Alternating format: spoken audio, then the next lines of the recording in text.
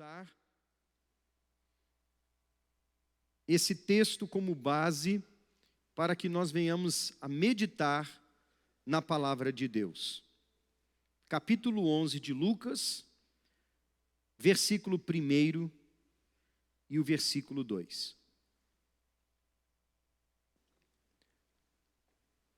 Antes que nós façamos a leitura, eu gostaria de fazer aqui uma análise sobre muitas coisas boas que Jesus produziu no seu ministério terreno.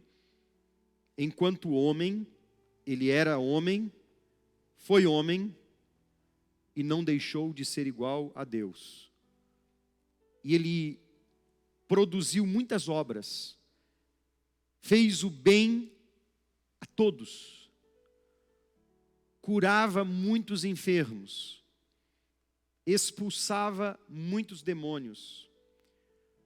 No Evangelho de Marcos, no primeiro capítulo, nós encontramos Jesus em uma sinagoga, expulsando o espírito maligno de um homem. Em seguida, Jesus cura um leproso.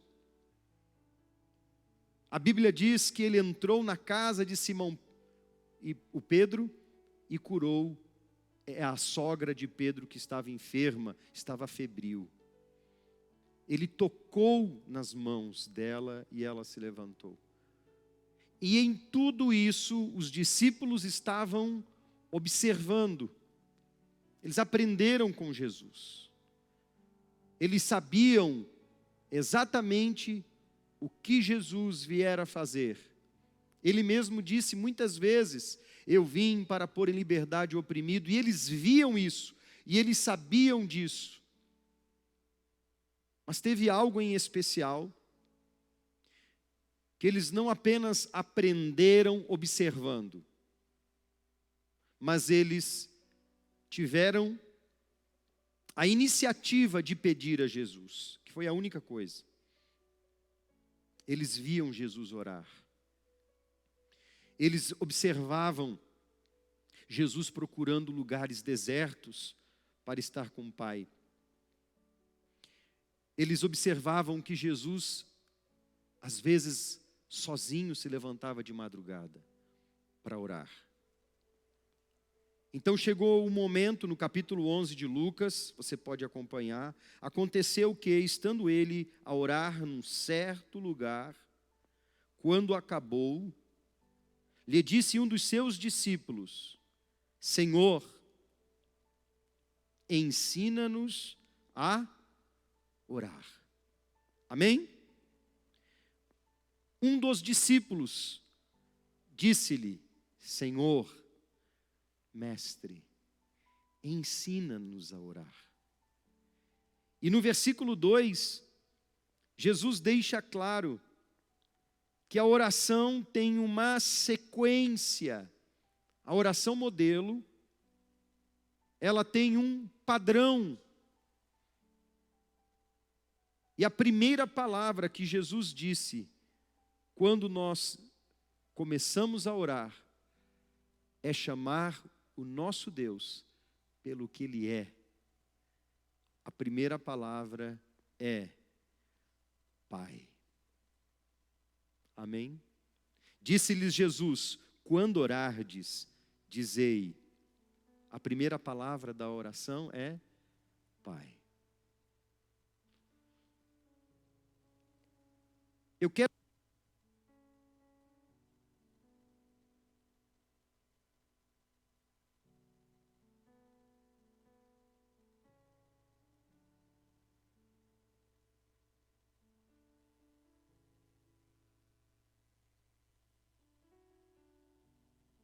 Quando Jesus vai falar sobre a oração, eu quero que você atente, você que está em casa, a fé,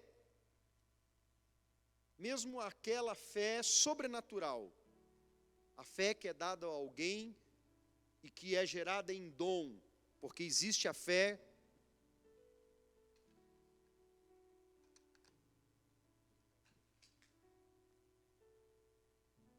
Existe a fé comum e existe uma fé extraordinária.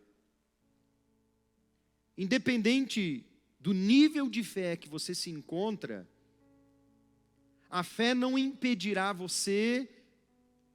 de você passar por situações difíceis, por situações de adversidades, por situações que venham a gerar em você talvez um tempo de crise ou alguma situação que venha sair do controle. Mas a oração é quem vai produzir em você uma resistência a tudo aquilo que é maligno. A oração que você faz ao Senhor é ela quem vai destinar a sua vida, é ela quem vai estruturar você em meio às adversidades. Jesus disse no Evangelho de João, ele repetiu essas palavras aos discípulos: tenho-vos dito estas coisas, para que em mim vocês tenham paz. No mundo tereis aflições, mas tenham um bom ânimo, eu venci o mundo. Jesus está dizendo que nele, confiando nele, crendo nele, tendo fé em Deus, mesmo assim passaríamos por situações difíceis, passaríamos por aflições, teríamos adversidades, encontraríamos em certos momentos da vida alguma oposição. Mas o que de fato fará você vencer aquilo que hoje te oprime, ou trazer paz para o seu coração em meio às guerras que nós estamos, é a oração. É orar ao Pai, é encontrar no Pai o descanso que nós precisamos. O descanso que você precisa está nele. Veja que o momento que nós estamos enfrentando, não apenas na nossa cidade, o mundo inteiro vive um tempo de adversidade. Nós não temos, num breve histórico, algo que precedeu esse momento. As crianças estão passando por transtornos emocionais. Os jovens estão passando por crises emocionais. Pais e mães, idosos, estão passando por um momento difícil. Todos nós estamos juntos, vivendo a mesma situação. Essa pandemia pegou o mundo de surpresa. E por mais que alguém estivesse bem até dezembro ou janeiro, desde março, quando nós aqui no estado de Santa Catarina começamos esse decreto, esses períodos de distanciamento social, uso da máscara, as escolas fechadas, as universidades, isso tudo mudou as rotinas individuais, as rotinas familiares. E quem não está bem com Deus, quem não está orando ao Pai, será certamente acometido de problemas emocionais, problemas físicos e problemas espirituais. Hoje nós recebemos aqui uma menina de 12 anos de idade. Uma menina que depois do culto pediu uma oração. Uma menina com um transtorno emocional. 12 anos de idade. Eu perguntei a idade para ela, eu fiquei perplexo. Porque ela disse que ela tem sentido o desejo de se matar. 12 anos de idade. Se eu perguntar a você, será que é natural alguém pensar em se matar com 12 anos? É óbvio que não. Isso tem que ser levado muito a sério, queridos. Muito, muito a sério.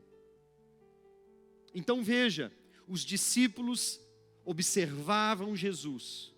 Os discípulos acompanharam Jesus. Eles viram como se expulsavam os demônios. Eles viram como limparem os leprosos, eles viram muitos coxos se levantarem, muitos cegos enxergarem, muitos doentes serem curados por Jesus, mas apenas uma coisa eles pediram a Jesus para que Jesus os ensinasse. Ensina-nos a orar, Senhor. Essa tem que ser a nossa oração, queridos. Se nós não orarmos agora, não será em outro tempo que vamos orar. Nunca foi tão propício. Nunca a igreja teve tanto tempo para orar. As pessoas estão trabalhando menos do que antes. Algumas estão em casa. Nunca as crianças ou os idosos tiveram tanto tempo para buscar a Deus. Nunca tantos pais quantos filhos tiveram tempo para fazer um culto em casa, para fazer uma oração em família? Antes talvez os horários não combinavam, mas nunca foi tão propício. E sabe por que Deus permite um tempo como esse? Porque Ele deseja mudar o destino da nossa cidade. Ele deseja mudar o destino da nossa nação. Você percebeu que o Brasil começou em março, passou para abril, depois maio, junho, julho, nós vamos para o quinto, para o sexto mês, e parece que a coisa não caminha. E a resposta não é um antiviral. Nós estamos esperando a ciência dar a resposta, quando primeiramente a resposta vem de Deus. E uma coisa é verdade, eu escrevi aqui: não virá a resposta de Deus para a igreja sem que a igreja antes comece a orar. Claro que Deus responde, mas Deus responde quando a igreja ora. Você pode dizer amém? Prova disso são os nossos cultos de sexta-feira. Certo que hoje à noite, muitos que viriam à noite vieram no culto da tarde, estava mais gostoso, mais quentinho, não trabalharam, é feriado municipal. Mas o crente tem tido tempo nesses dias para assistir todas as séries possíveis na Netflix. Todos os filmes que saem, inclusive filmes de conteúdo impróprio. O crente tem consumido tudo aquilo que vem até ele nas mídias. Não tem futebol, não tem nenhum entretenimento, porque não tem nenhum evento. Nunca foi tão propício para que eu e você estivéssemos o quê? Orando. E nós sempre terceirizamos isso. Eu vou pedir que o pastor ore, eu vou pedir que alguém ore por mim. Tudo bem, a Bíblia fala que nós devemos orar uns pelos outros, levar o fardo uns dos outros, mas a Bíblia fala que nós devemos buscar ao Pai. E as pessoas não estão buscando. Elas querem algo instantâneo. Vamos na Bíblia e vamos entender o porquê que é necessário que eu e você venhamos a orar. Abra aí em Jeremias capítulo 33. Depois nós vamos voltar para os evangelhos. Mas abra em Jeremias capítulo 33. O contexto é de destruição. Judá foi destruída. Há uma sentença sobre o povo de Deus. Povo de Deus. Eu repito, povo de Deus. Um imperador babilônico, um rei, entra em Jerusalém. As casas são destruídas. O templo é destruído. Não sobra muita coisa. O rei poupa os pobres e os miseráveis. Os de linhagem real são levados ao cativeiro, numa primeira remessa. Depois, alguns outros judeus são levados forçosamente para a Babilônia. Israel, veja, Israel é o nome do povo de Deus. Eu sou Deus de Israel. O Senhor se apresenta assim. Israel, para quem não lembra, era Jacó, aquele homem que lutou com o anjo e prevaleceu. De Israel veio as 12 tribos. Judá, Jesus foi chamado o leão da tribo de Judá. Essa nação tinha vivido o seu auge. Era uma nação que havia se desviado dos caminhos de Deus. Era uma nação que, em vez de clamar a Deus, clamava aos ídolos formados pelas mãos do homem. Deixaram os ensinamentos, deixaram a palavra de Deus de lado. E essa nação foi consumida. A praga que veio até essa nação foi por permissão de Deus, um exército babilônico que destruiu a cidade. Capítulo 33,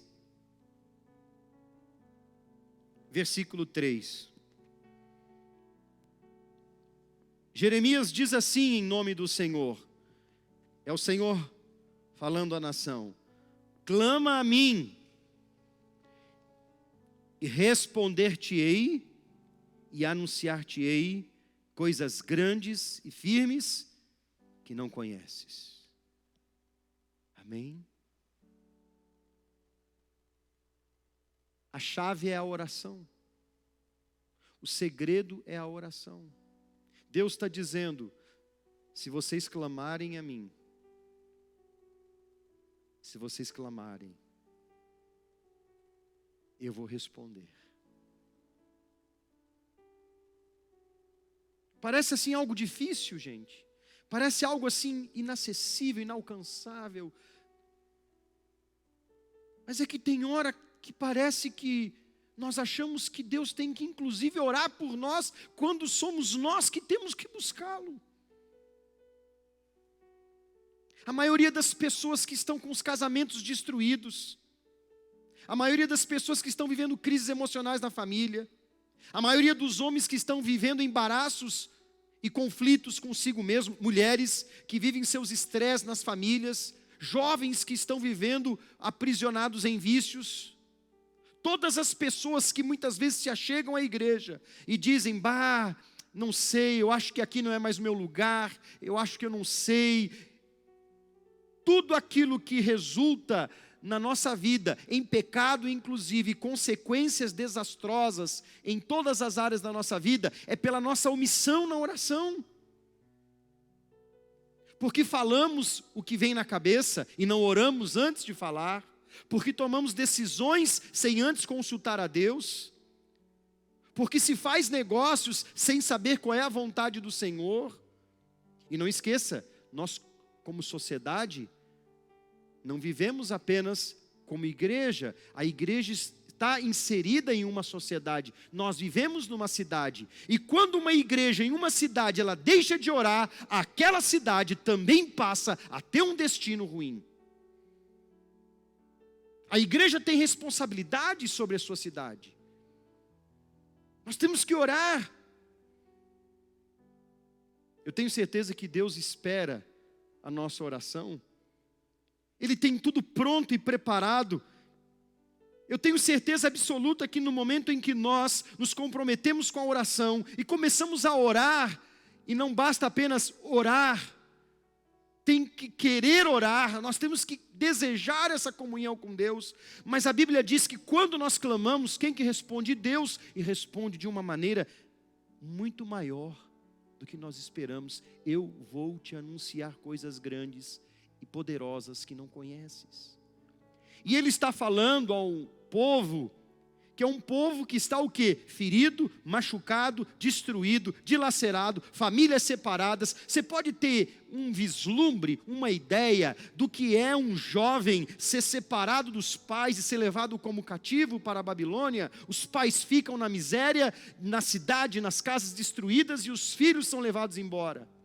Uma separação repentina.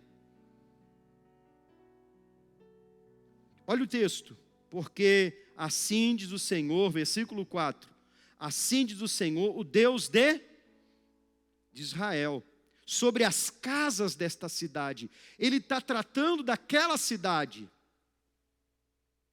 está tratando de Judá, sobre as casas dos reis de Judá, que foram derrubadas com os trabucos e a espada. Não sobrou nada. Diz ainda, eles entraram a pelejar contra os caldeus, para que os encha de cadáveres de homens. Havia muitos mortos, queridos, muitos feridos. Diz o texto, porquanto eu escondi o rosto desta cidade, por causa de toda, o que a cidade estava produzindo para Deus? O final do versículo 5 melhor.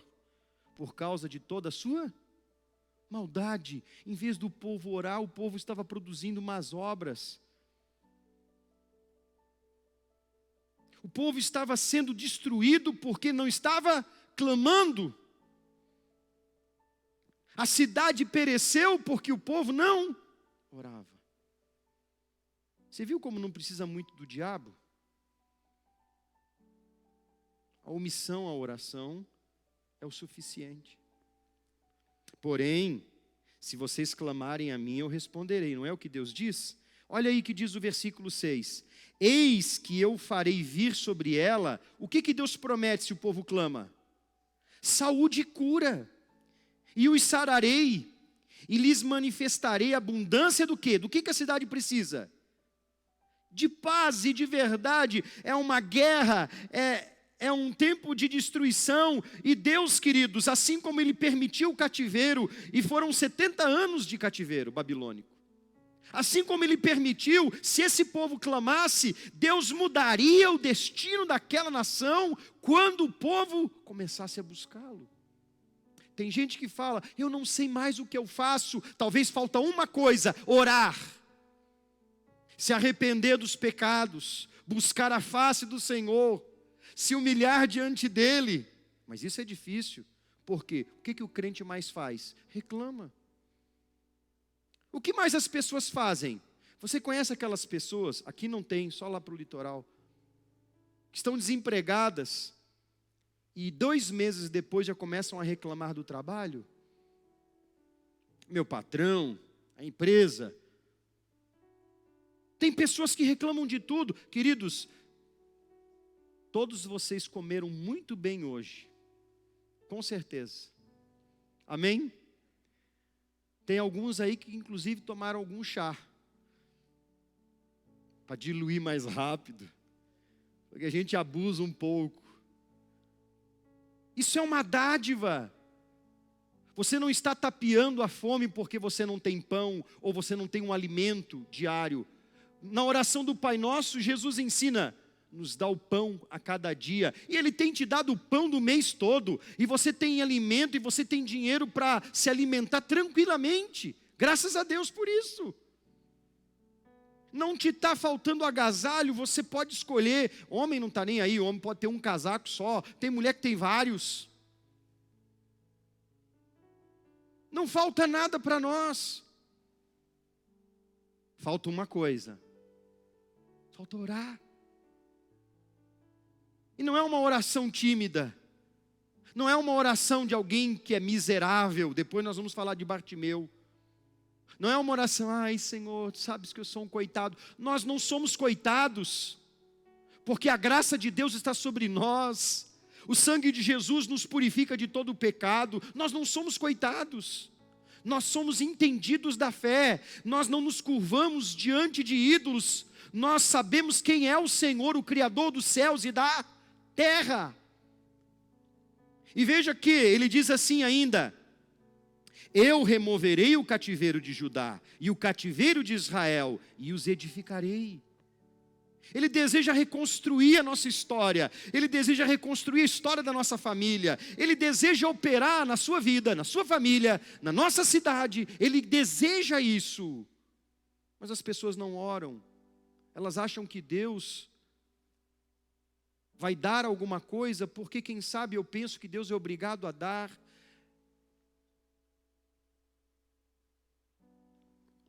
No versículo 8, eu purificarei de toda a maldade com que pecaram contra mim, e perdoarei todas as suas, o quê? Iniquidades, maldades com que pecaram contra mim, transgrediram contra mim. Esta cidade me servirá de nome de alegria, de louvor e de glória entre as nações. Queridos, Deus tem um plano com a nossa cidade. E quando eu falo Deus tem um plano com a nossa cidade, começa com a sua família. Começa com o seu lar. Os seus filhos precisam da sua cobertura espiritual. Você pai, você mãe, você tem que orar pelo seu filho. Os filhos devem também orar aos pais, não é? E pedir a Deus em favor dos pais. E aí eu quero ler um texto com vocês que é muito interessante. Capítulo 3 de Êxodo, volta um pouquinho a sua Bíblia.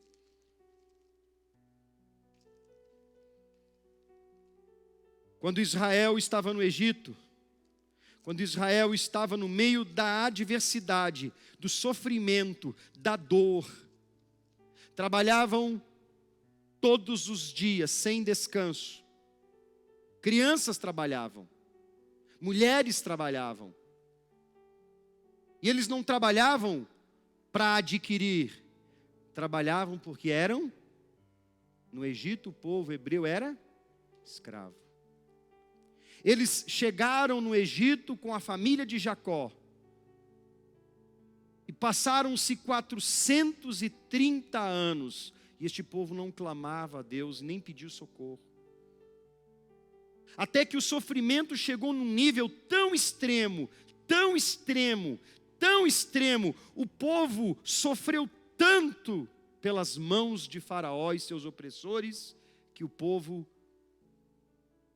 decidiu clamar.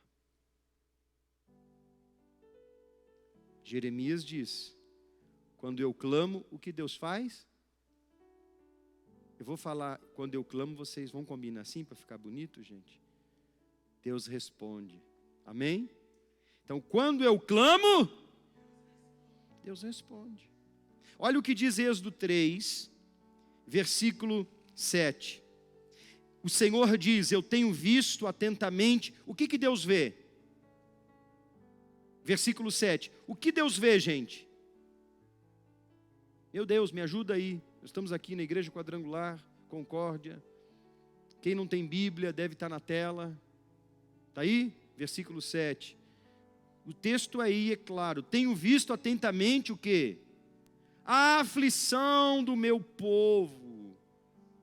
Opressão do meu povo, aflição. Deus conhece a dor do seu povo, Deus conhece a luta do seu povo, Deus conhece as lágrimas do seu povo, Deus sabe o que você passa. E tem ouvido, o que Deus ouve, gente? O seu clamor por causa dos seus opressores, porque eu conheço as suas dores. Deus conhece as dores e as lágrimas das mães, dos pais, que muitas vezes são oprimidos, os filhos que estão escravos na droga, na prostituição. Quantos de nós às vezes estamos sofrendo, chorando por alguma situação que oprime na família? Deus conhece as dores, e não adianta nós ficarmos assim: ó céus, ó vida, é a minha sina. Não é não, nem karma também não é. Clame. Sabe por quê? Olha o que diz o texto: portanto eu desci para livrá-lo das mãos dos egípcios, e para fazê-lo subir daquela terra, a uma terra boa e larga, a uma terra que mana leite e mel. Versículo 9. E agora, eis que o clamor dos filhos de Israel chegou a mim. E também tenho visto a opressão com que os egípcios os oprimem. E Deus diz a Moisés: vem agora, pois, e eu te enviarei a Faraó para que livres o meu povo. Se o povo clama, quem é que responde? Deus. Sabe, Ana era uma mulher estéril. Ela pedia a Deus uma criança.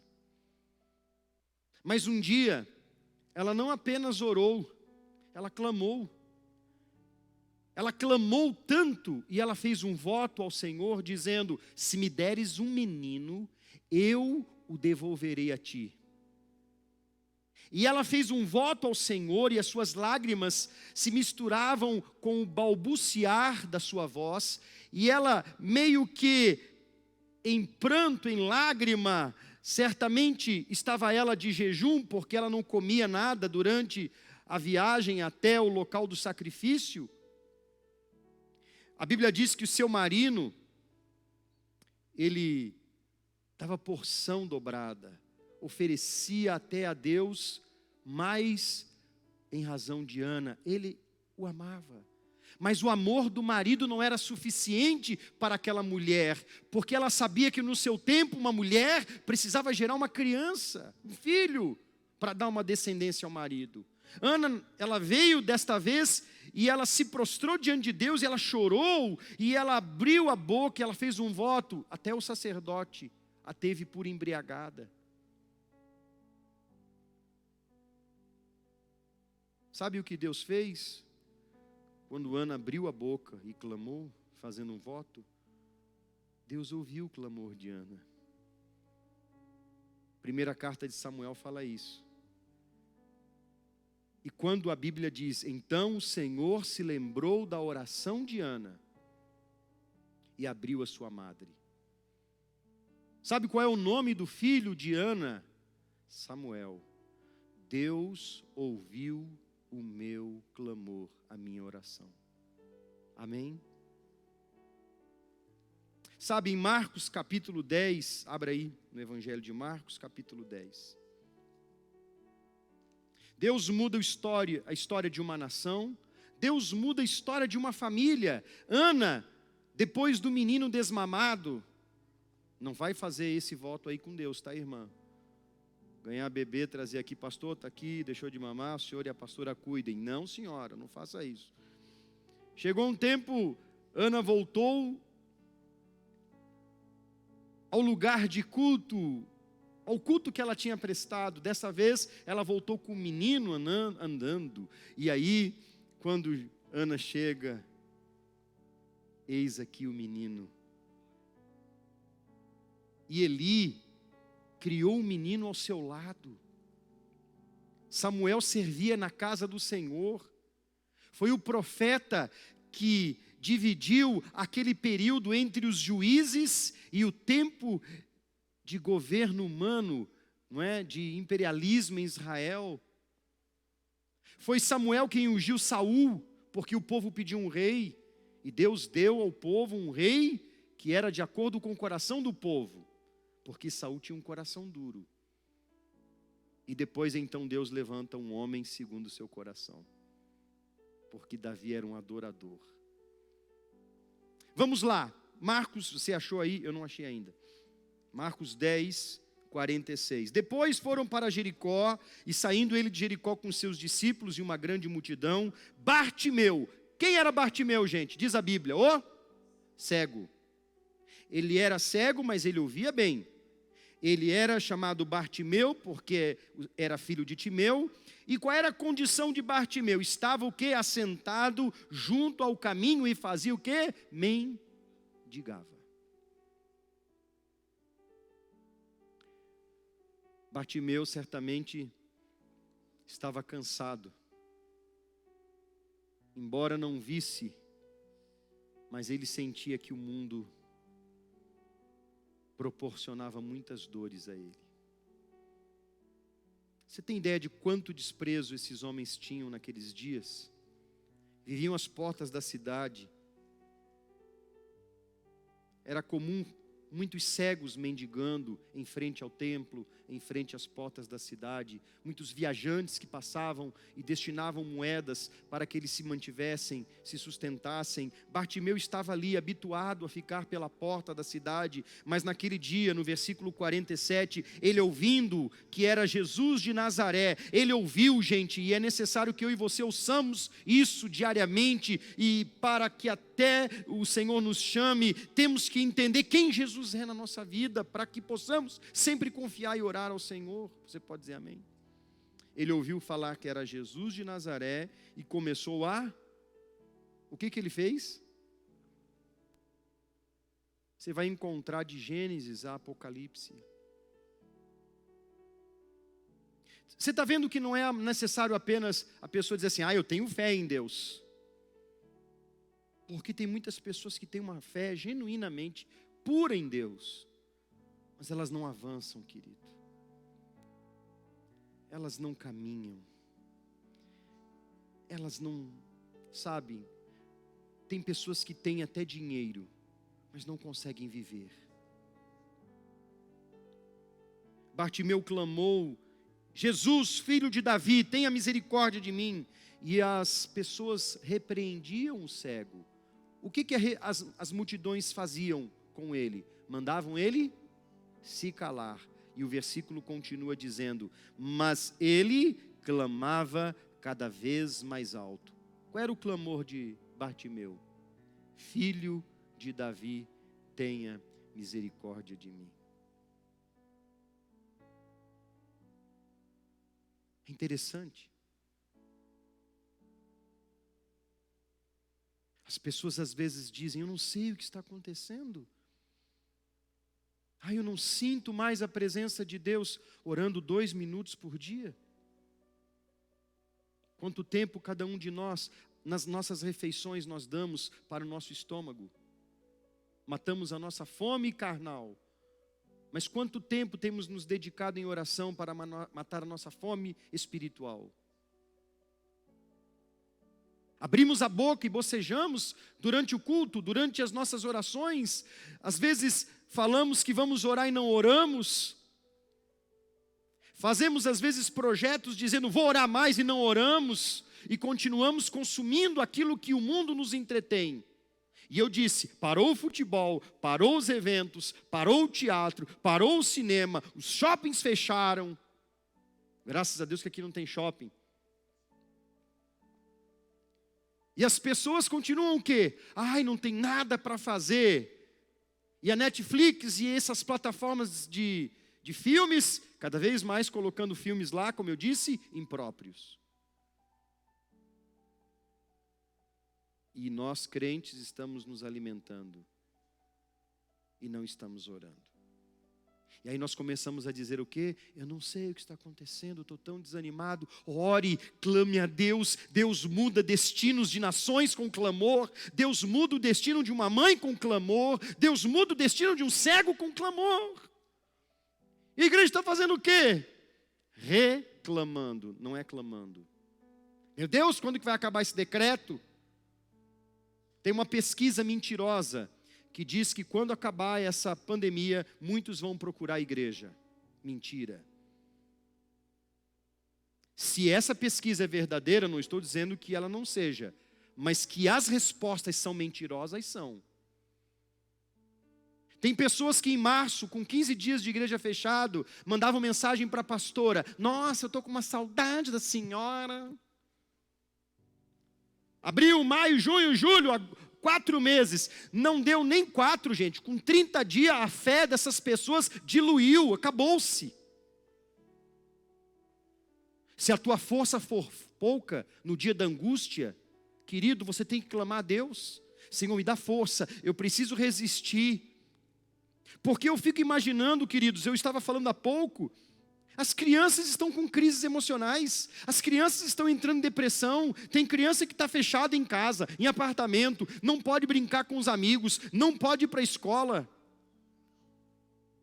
Os idosos trabalharam a vida inteira, e claro, tem que se cuidar, nós não estamos propagando o contrário, o vírus está matando gente. No Rio Grande do Sul eu li uma matéria, 12 pessoas se contaminaram da mesma família e 5 morreram, hoje morreu o 5º. Da mesma família no Rio Grande do Sul. Um de 84, outro de 79. Os irmãos foram morrendo. Misericórdia, gente. Mas os idosos não aguentam. Meu sogro foi correr na rua. Meu sogro gosta de correr. A polícia parou ele. Vai para casa, velho. Meu sogro foi para casa, obedeceu o policial. Senão eles levam em cana ainda. Ninguém mais aguenta, gente. Ninguém mais está aguentando. E é verdade, ninguém vai aguentar. O governo, o Brasil principalmente, não soube administrar isso pelo seu tamanho continental. Um estado fecha, o outro abre. Uma cidade abre, a outra fecha. Uma confusão. Quem paga a conta somos nós. Mas nós não aguentamos mais porque nenhum ser humano foi criado para ficar tanto tempo recluso. Você vai no mercado, está cheio. Tem bar aí que abre e está cheio. E as igrejas? As igrejas parecem que são as grandes propagadoras do vírus. Você viu, você chegou, você sentou e você não saiu do seu lugar. Você não tocou em ninguém. Você está usando a máscara. Você limpa a mão, com álcool em gel, você higieniza ela. Você não toca no diácono, o diácono não toca em você. Você absolutamente aqui está seguro. O ambiente é climatizado. Se dizem que um avião lotado é seguro, um avião, você já observou, um avião com 300 passageiros lotado é seguro. Mas as igrejas são perigosas. E se tem alguém que está dizendo que, eu não vou à igreja porque eu tenho medo, claro, restringo a minha fala quando eu digo que pessoas de comorbidades idosas precisam cuidar. Todos nós precisamos cuidar, principalmente essas. Mas a igreja não é a propagadora do vírus. Na verdade, a igreja coopera para que os nossos ouvidos ouçam aquilo que Jesus já ensinou os discípulos. Vocês precisam orar. Senão nós não vamos aguentar, queridos. Você quer ver que interessante? Abra em Marcos 11, 24. No versículo 22, Jesus disse aos discípulos: tende fé em Deus. É para ter ou não ter fé, gente? É. Jesus está falando acerca da figueira que havia secado. Ele disse aos discípulos: vocês precisam ter fé em Deus. No versículo seguinte, que é o 23, Jesus disse assim: porque em verdade vos digo que qualquer que disser a este monte, erga-te e lança-te ao mar, não duvidando em seu coração, não duvidando em seu coração. Ou seja, a fé, ela contradita a dúvida, ela é contrária à dúvida. Agora ouça o versículo 24, por isso vos digo que tudo o que pedirdes, como? Pedir como? Orando. Sem óculos não dá. Orando. Crede que o recebereis e tê-lo-eis. Maravilha, hein, gente? Então tem que ter fé, tem que declarar, vai acontecer, a nossa cidade será salva em nome de Jesus, mas para isso tem que orar, porque eu tenho fé, eu declaro, porém eu preciso orar. A minha família vai ser salva, amém? O meu primo com 53 anos está na UTI, nós temos pedido a Deus por ele, lá em Tubarão. Tem amigos nossos, pastores. Tem um pastor em Itajaí, na UTI. Tem um casal de pastores no Espírito Santo. Os dois, casal, na UTI. É muito sério, gente, nós precisamos cuidar. Precisamos sim, e logo vai chegar uma vacina, tão logo chegue, nós precisamos tomar. Porém, nesse momento, a resposta para toda a crise física, emocional, espiritual, é a oração. E o crente não está orando. Vamos ler mais um versículo? João capítulo 14, versículo 13.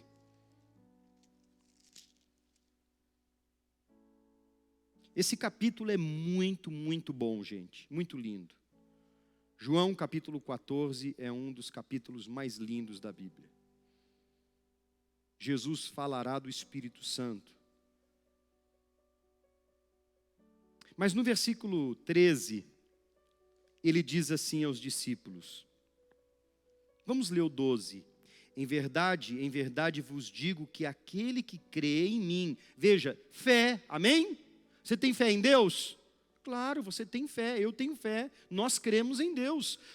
Todo aquele que crê em mim também fará o quê? As obras que eu faço, e as fará maiores do que estas, porque eu vou para o meu Pai. Agora olha o versículo seguinte, que está conectado com as obras. Tudo quanto pedirdes em meu nome, eu o farei. Você entendeu? Tem que orar. Volta um pouco, Mateus capítulo 21, versículo 22.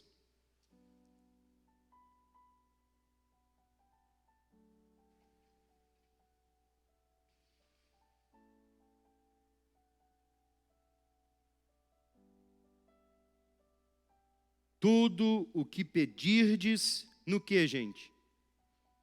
No que? Na oração, crendo, o recebereis.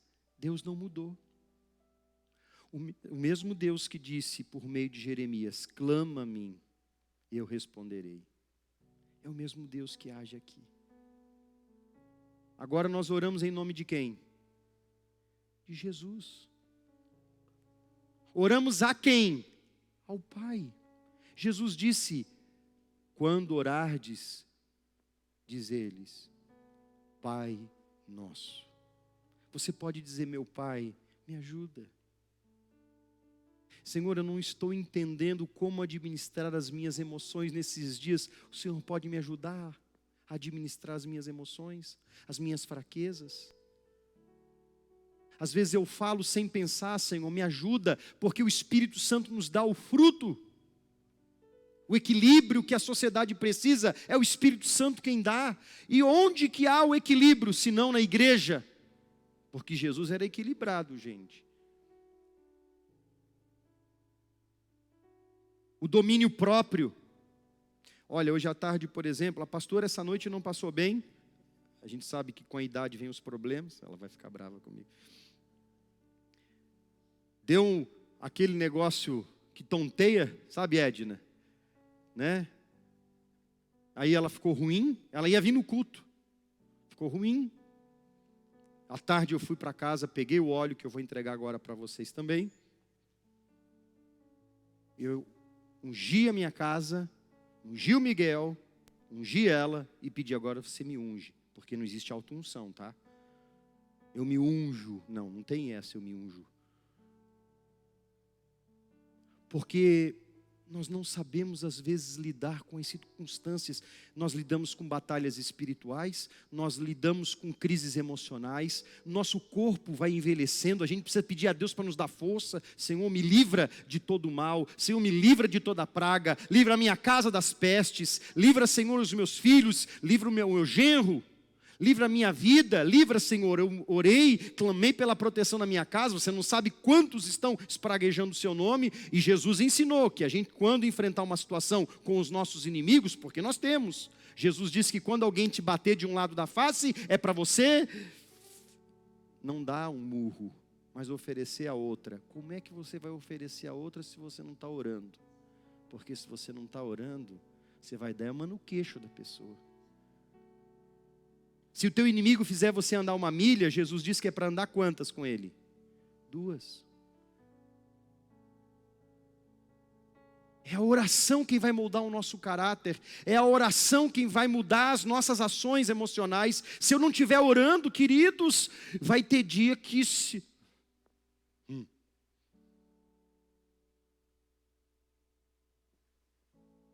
Vamos orar agora? Abençoada e a nossa cidade também. Senhor Deus e Pai, nós levantamos um clamor ao Senhor, nós levantamos a nossa voz ao Senhor, nós abrimos o nosso coração ao Senhor, e entendemos que Tu és o Deus de paz, o Deus de bondade, o Deus de misericórdia, e a Tua palavra diz que quando nós clamamos, o Senhor responde.